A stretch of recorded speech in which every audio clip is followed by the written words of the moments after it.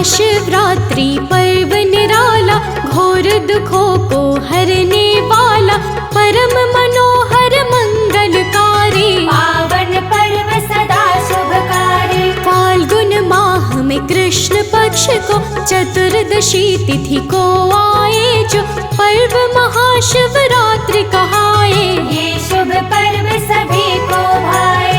इस दिन शिव गौरा का पूजन, सुखमय करता तन मन जीवन, रोग दोष बाधा मिट जाए। जो इस दिन शिव का गुण गाए। किस कारण ये पर्व मनाते, भाव सहित हम कथा सुनाते, प्रेम पूर्वक ध्यान लगाकर श्रवण करो यह गाथा सागर। भक्तों, महाशिवरात्रि का पावन पर्व प्रत्येक वर्ष के फाल्गुन कृष्ण पक्ष की चतुर्दशी तिथि को मनाया जाता है। इस पर्व में माता गौरा के साथ भगवान शिव की पूजा अर्चना करने से अभीष्ट फलों की प्राप्ति होती है। महाशिवरात्रि का पर्व सनातन संस्कृति में बड़े ही धूमधाम से मनाया जाता है। इस दिन भक्तगण समस्त शिव मंदिरों को सजाकर बड़ा ही भव्य आयोजन करते हैं, जिसमें भजन कीर्तन के माध्यम से भगवान शिव और माता गौरा के गुणों का गान किया जाता है। परंतु यह पर्व किस कारण मनाया जाता है, इसके पीछे क्या मान्यता और इतिहास है, आइए इस कथा के माध्यम से श्रवण करते हैं। तो प्रेम से बोलिए भक्तों, शंकर भगवान की जय, गौरा माता की जय। पुण्य पुराणों के अनुसार महादेव शंकर एक बार सती विरह में व्याकुल होकर बैठे ध्यान समाधि लगाकर। तभी हुआ एक दानव भारी, नाम ताड़कासुर भयकारी। उसने एक जंगल में जाकर किया घोर तप अति हर्षाकर। प्रकट हुए हैं ब्रह्मदेव जब, उस दानव ने वर मांगा तब, कभी कोई भी हरा न पाए। शिव सुत से ही मृत्यु आए। देकर के इच्छित वरदान, हुए विधाता अंतर ध्यान। फिर दानव ने शस्त्र उठाया, लोकों में आतंक मचाया। भक्तों, भगवान शिव माता सती के विरह में वैराग्य धारण कर चुके थे, इसीलिए उस दानव ने बड़ी चतुराई से ये वरदान मांगा, क्योंकि उसे लगता था कि भगवान शंकर ना तो अब संतान उत्पन्न करेंगे और ना ही मेरी मृत्यु होगी। परंतु माता आदि शक्ति जगदम्बा ने उसी समय पर्वतराज हिमालय के यहाँ अपने संकल्प से पुत्री रूप में अवतार धारण किया। पर्वतराज हिमालय की पुत्री होने के कारण माता आदि शक्ति का नाम पार्वती पड़ा, और फिर बाल्यकाल से ही शिव कथा श्रवण करने के कारण माता पार्वती का अनुराग भगवान शिव के प्रति निरंतर बढ़ता गया, जिस कारण माता पार्वती वन में जाकर भगवान शिव को पति रूप में प्राप्त करने के लिए बड़ी कठिन तपस्या करने लगी। तो अब आगे श्रवण कीजिए। तो प्रेम से बोलिए भक्तों, शंकर भगवान की जय, गौरा माता की जय। करने लगी तपस्या भारी, पार्वती हिमगिरि सुकुमारी। ध्यान समाधि में शिव भोले, आंखें अपनी तनिक न खोले। इधर ताड़का ने जाकर सब देवों को युद्ध हराकर किया स्वर्ग पर निज अधिकार। मचा चतुर्दिश हाहाकार। सत्य धर्म पर संकट छाया, सत्य पुरुष का मन घबराया। देव सभी एकत्रित होकर पहुँचे शिव के सम्मुख जाकर। शिव जब ना समाधि से जागे, कामदेव तब पहुँचा आगे। काम बाण को तान चलाया, क्रोध भयंकर शिव को छाया। भक्तों, कामदेव के बाण चलाते ही भगवान शिव का तीसरा नेत्र खुल जाता है, जिस कारण कामदेव पल भर में ही जलकर भस्म हो जाता है। परंतु रति और देवताओं के भावपूर्ण निवेदन पर भगवान शिव कामदेव को पुनः जीवन प्रदान करके देवताओं से यूं अचानक आने का कारण पूछते हैं। तब समस्त देवगण हाथ जोड़कर कहते हैं, हे नाथ, ताड़कासुर नाम के दैत्य ने सृष्टि में हाहाकार मचा दिया है। उसे ब्रह्मा जी से वरदान प्राप्त है कि उसकी मृत्यु केवल भगवान शिव के पुत्र से ही होगी। इस कारण तीनों लोकों में उसके सम्मुख कोई टिक नहीं पाता और वह निर्भय होकर अत्याचार करता है। देवतागण कहते हैं कि हे नाथ, हम सबकी आपसे यही विनती है कि आप इस वैराग्य वेश को त्यागें, हिमाचल कन्या देवी पार्वती से विवाह कीजिए, जिस कारण आपकी संतान के हाथों उस दुष्ट दैत्य का संहार हो सके। अब आगे श्रवण कीजिए।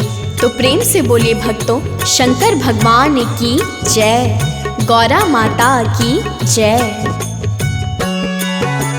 देवों की विनती को सुनकर बोले आशुतोष शिव शंकर, धीर धरो ना अश्रु बहाओ, कष्ट हरूंगा ना घबराओ। देवों को आश्वासन देकर सत्य ऋषि को प्रभु ने सादर पार्वती के पास पठाया, क्या करना है सब समझाया। सप्त ऋषि ने वेश बदल कर घोर परीक्षा ली है जाकर, सफल हुई हिमगिरि सुकुमारी, प्रकट हुए तब शिव त्रिपुरारी। गौरा को दे मन चाहावर, भोले शंकर ने हर्षाकर पार्वती से ब्याह रचाया, सब देवों का कष्ट मिटाया। भक्तों, जब भगवान शिव जी से माता पार्वती का विवाह संपन्न हो गया तो कुछ समय बाद शिव और शक्ति के मिलन से स्वामी कार्तिकेय का जन्म हुआ, जिन्होंने ताड़कासुर को मारकर देवताओं का कष्ट मिटाया।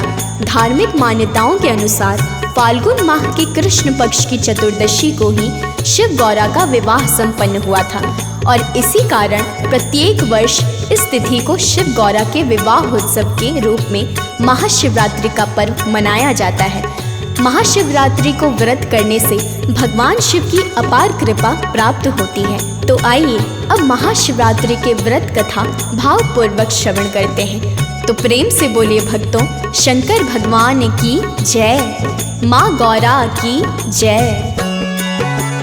महाशिवरात्रि व्रत का वर्णन मिलता शिव पुराण में पावन, श्रवण करो यह कथा महान, भावपूर्वक धर के ध्यान। किसी गांव में एक शिकारी पाप नित्य करता था भारी, जंगल में वह निश दिन जाता, पशु मार के घर में लाता। इसी तरह परिवार चलाकर पशुओं का आहार बनाकर काट रहा था वह तो जीवन, निर्धनता में था व्याकुल मन। गांव के ही एक साहूकार था दीन शिकारी कर्जदार था, उसने कर्ज बहुत अपनाया, लेकिन कर्ज चुका ना पाया।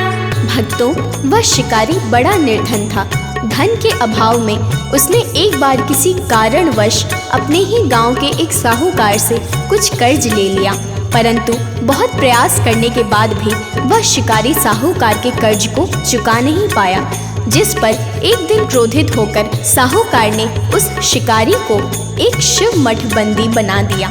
संयोगवश उस दिन महाशिवरात्रि थी, इसीलिए शिव मठ में भगवान शिव की परम पावन कथा चल रही थी। उस शिकारी ने ध्यान पूर्वक संपूर्ण शिव कथा को श्रवण किया।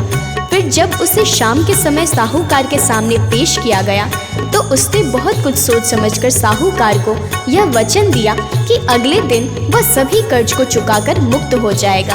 अब आगे श्रवण कीजिए। तो प्रेम से बोलिए भक्तों, शंकर भगवान की जय, माँ गौरा की जय। साहूकार के सम्मुख जाकर हाथ जोड़ अतिशय अकुलाकर दिया है वचन शिकारी ने तो, कल ही कर्ज चुकाएगा वो। सुनकर बातें साहूकार ने मुक्त किया अपने बंधन से, फिर तो गया शिकारी वन में, आस बहुत कुछ लेकर मन में। जंगल में वह चहुँ दिस धाया, किंतु शिकारी कहीं न पाया। आखिरकार बहुत ही थक कर बैठा एक तालाब के तट था, बड़ा विशाल बहुत सुंदर सा, अपने हथियारों को लेकर बैठा वह उस पर ही जाकर। भक्तों, इस प्रकार वह शिकारी जंगल में शिकार की तलाश में खूब भटकता है, परंतु जब उसको कहीं भी कोई शिकार नहीं मिलता तब वह थक हार कर एक तालाब के किनारे पहुंचता है। वहां उसे एक बड़ा विशालकाय बेल का वृक्ष दिखाई देता है और फिर वह उसी वृक्ष पर अपना ठिकाना बनाकर बैठ जाता है। उस वृक्ष के नीचे एक शिवलिंग स्थापित रहता है, परंतु शिकारी को इस बात का जरा भी एहसास नहीं होता। वह शिकार की चिंता में बेल की टहनियों को तोड़ तोड़ कर नीचे फेंकता जाता है, जो वृक्ष के नीचे स्थापित शिवलिंग पर निरंतर गिरता रहता है। जंगल में उसके पास कुछ खाने के लिए भी नहीं रहता, जिस कारण वह समय उसके लिए उपवास तुल्य ही हो जाता है और इस प्रकार अनजाने में ही सही उससे भगवान शिव की पूजा हो जाती है। अब आगे श्रवण कीजिए, तो प्रेम से बोलिए भक्तों, शंकर भगवान की जय, माँ गौरा की जय। इस प्रकार दिन बीत गया जब, तभी उस तालाब के तट पर पहुँची है एक हिरणी आकर, जल पीने अतिशय आकुलाकर। उस हिरणी को देख जो पाया, दीन शिकारी अति हर्षाया, हाथों में लेकर हथियार हुआ मारने को तैयार। हिरणी बोली मुझे न मारो, गर्भवती हूँ तनिक विचारो, मुझे मार के पछताओगे, दो हत्या कर जाओगे। अभी मुझे तो तुम जाने दो, इस बच्चे को जन्माने दो, फिर आऊंगी मुझे मार कर लेना शिकार हर्षाकर। भक्तों, गर्भवती हिरणी की बात सुनकर शिकारी उसे छोड़ देता है। कुछ समय बाद दूसरी हिरणी आती है तो शिकारी उसका शिकार करने चलता है। तभी हिरणी कहती है कि अभी वह ऋतु से मुक्त हुई है और अपने पति की तलाश कर रही है। अपने पति से मिलने के बाद वह शीघ्र ही वापस आएगी। इस पर शिकारी उसे भी छोड़ देता है। देर रात के बाद एक तीसरी हिरणी अपने बच्चों के साथ आती है। शिकारी प्रसन्नता पूर्वक शिकार करने चलता है। हिरणी कहती है कि अभी वह अपने बच्चों के साथ उनके पिता को खोज रही है। वह जैसे ही मिल जाएंगे तो वह स्वयं शिकार के लिए आ जाएगी। शिकारी इस बार उन्हें छोड़ना नहीं चाहता, परंतु जब उस हिरणी ने अपने बच्चों की सौगंध खाई तो शिकारी ने उसे भी जाने दिया। अब आगे श्रवण कीजिए, तो प्रेम से बोलिए भक्तों, शंकर भगवान की जय, माँ गौरा की जय। दुखी शिकारी वहीं बैठकर बेल टहनियाँ तोड़ तोड़ कर नीचे खूब गिराता जाता, शिव का मन हर्षाता जाता।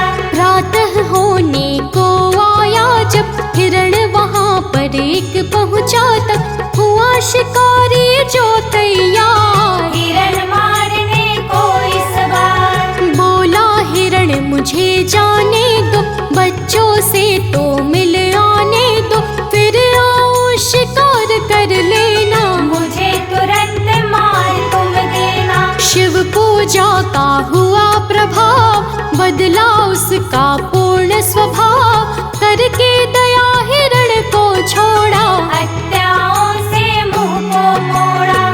भक्तों, रात्रि जागरण, उपवास और अनजाने में शिव पूजा के प्रभाव से शिकारी के हृदय में दया आ गई और उसने हिरण को छोड़ दिया।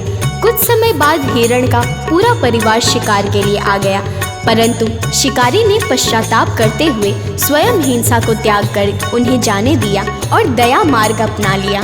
शिकारी के ऐसा करने पर भगवान शंकर वहां तत्काल ही प्रकट हो गए और उस शिकारी को सुख समृद्धि से युक्त करके मोक्ष मार्ग दिखा अंतर्ध्यान हो गए। भक्तों, महाशिवरात्रि के दिन प्रातः स्नान करके शिव को गंगा जल से स्नान कराएं। तत्पश्चात व्रत का संकल्प लेकर निराहार उपवास करें।